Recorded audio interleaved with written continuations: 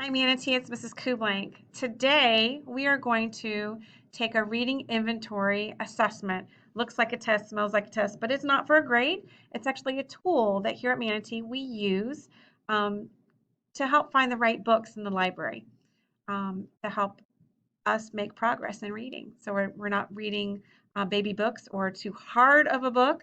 We want to find books that are just right for us and that help us to increase our vocabulary and become better readers.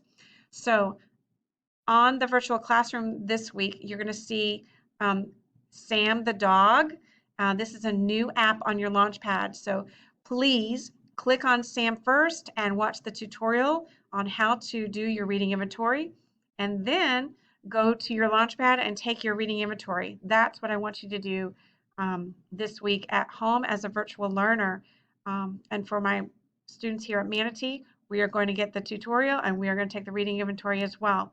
After you take your reading inventory, there is a reading growth record, and we're going to track your beginning, middle, and end of the year reading Lexile. So you're going to record it on here.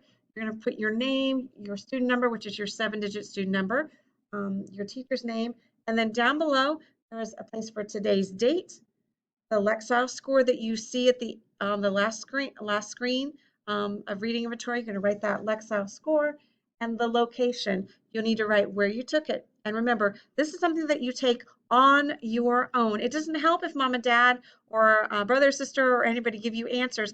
This is how you read. Everybody's different. Everybody has a different personal Lexile number. And from that point, we try to show growth. Okay?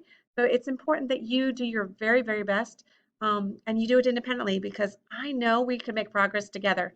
We'll get the right books to help you grow, but we need to do this from our heart and on our own. So watch the video tutorial and then record your Lexile, and teachers like to keep this in your notebook binder so you keep track of your scores and your data so we can make progress.